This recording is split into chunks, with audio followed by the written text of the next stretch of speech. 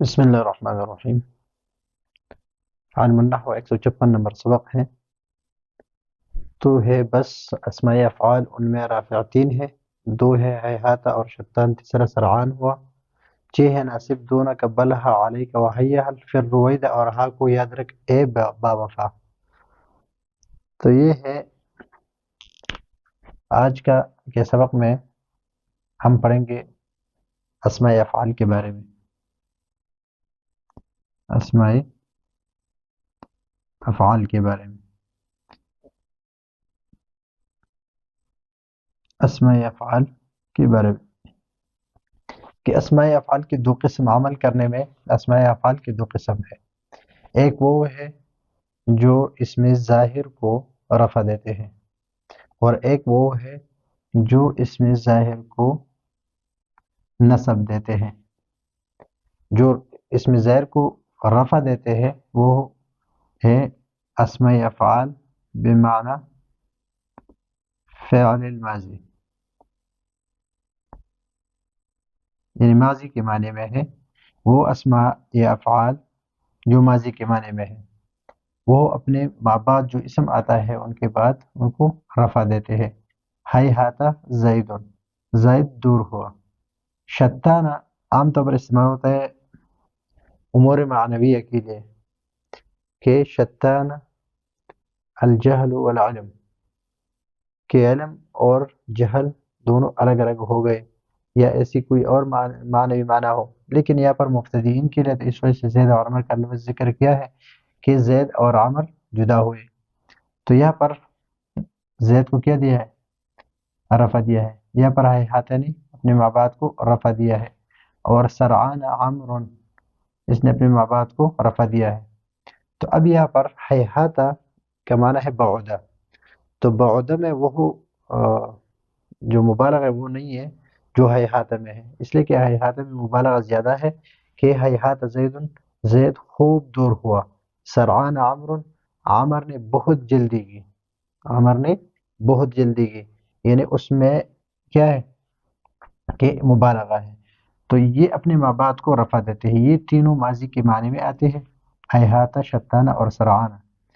اور اسم کو، یہ اسم ہے اس کے ماں بعد، یہ بوجہ فاعلیت رفع کرتے ہیں، یعنی اس کو مرفوع کر دیا ہے بوجہ فاعلیت کی، یہ اس کے لیے فاعل بن رہے، یہ اس میں فعل ہے اور اس کے فاعل ہے۔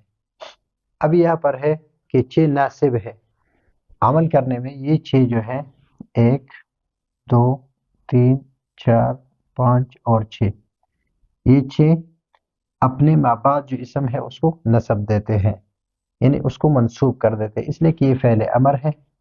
فعل امر میں کیا ہوتا ہے؟ مثلا اضرب، اضرب عمرا، اضرب عمرا، عمر کو مارو۔ ابھی اضرب عمرا میں کیا ہے کہ اضرب میں انت ضمیر فاعل مستتر ہے، اس میں کیا مستتر ہے یعنی پوشیدہ ہے، اور عمر منصوب ہے اس لیے کہ یہ مفعول بھی ہے، مفعول بھی ہے۔ تو اسی طرح یہاں پر بھی ہے کہ دونوں کا یہ بمعنی فعل امر ہے، یہ اسماء افعال بمعنی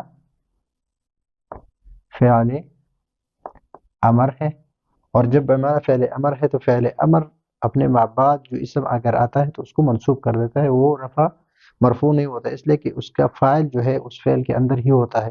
تو اسی طرح اس اسم فعل میں اس کا جو فاعل ہے وہ اندر ہی ہے، یعنی پوشیدہ ہے، اور عامرن جو ہے اس کو نصب دیا ہے، بلہا نے سعیدن کو نصب دیا ہے، علیکہ نے بکرن کو نصب دیا ہے، حیہ حل نے صلاۃ کو نصب دیا ہے، رویدن نے زیدن کو نصب دیا ہے، ہاں نے خالدن کو نصب دیا ہے، یعنی اس کا ماں بعد، یعنی دونہ کے ماں بعد جو اسم ہے وہ بھی منصوب ہے، بلہا کے بعد جو اسم ہے وہ بھی منصوب ہے، علیکہ کے بعد جو اسم ہے وہ بھی منصوب ہے، حیہ حل کے بعد جو اسم ہے وہ بھی منصوب ہے، رویدہ کے بعد جو اسم ہے وہ بھی منصوب ہے، اور ہاں کے بعد جو اسم ہے یہ بھی منصوب ہے۔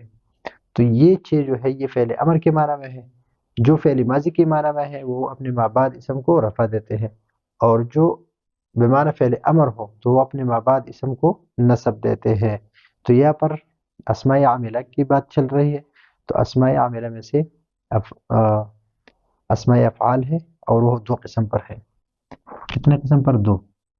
دو قسم کے عمل کرتے ہیں. نمبر ایک عمل کیا ہے کہ بمعنی ایک ہے بمعنی فعل ماضی اور دوسرا ہے بمعنی فعل امر. جو بمعنی فعل ماضی ہے وہ اپنے ماں باپ کو رفع دیتے ہیں، ماں باپ کو رفع دیتا ہے بوجہ فاعلیت، اور فعل امر اپنے ماں باپ کو نصب دیتا ہے بوجہ مفعولیت. اس کے بعد جب فعل امر کے بعد بمعنی فعل امر جو ہے اس کے بعد اگر اسم آ جائے تو وہ منصوب ہوگا، اور بمعنی فعل ماضی جو ہے اس کے بعد اگر اسم آ جائے تو وہ مرفوع ہوگا. تو یہی ہے آج کے ہمارے سبق کا خلاصہ کہ اسماء افعال جو ہے وہ دو قسم پر ہے، فعل ماضی ہے اور ایک ہے فعل امر. اس میں ایک تیسری قسم بھی ہے جو فعل مضارع کے معنی میں ہے، لیکن یہاں پر ذکر نہیں ہے تو اس کے بارے میں ہم نے بات نہیں کی. اور عمل کے بارے میں اس میں عمل جس میں ظاہر اس میں نہیں ہے. تو یہاں پر ہیہاتا یہ فعل ماضی کے بارے میں ہے، تو اس کے بعد جو اسم آئے وہ اس کے لیے فاعل بن رہا ہے، تو اس وجہ سے یہ مرفوع ہے.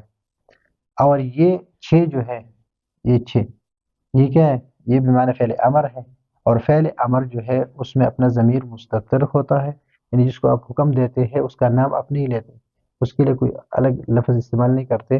مثلا اضرب تو مار، اضرب مار، اور تو کا لفظ جو ہے اس میں پوشیدہ ہے. تو دون کا میں بھی اس طرح انت ضمیر مستتر ہے، اور عامرن اس کے لیے مفعول بھی ہے. تو دون کے بعد جو اسم ہے آیا ہے یہ کیا ہوگا؟ یہ منصوب ہوگا. کس کی وجہ سے؟ علی وجہ مفعولیت. تو یہ ہے آج کا ہمارا علم النحو کا 156 نمبر سبق. اگلے سبق کے لیے اجازت چاہتے ہیں. اللہ حافظ.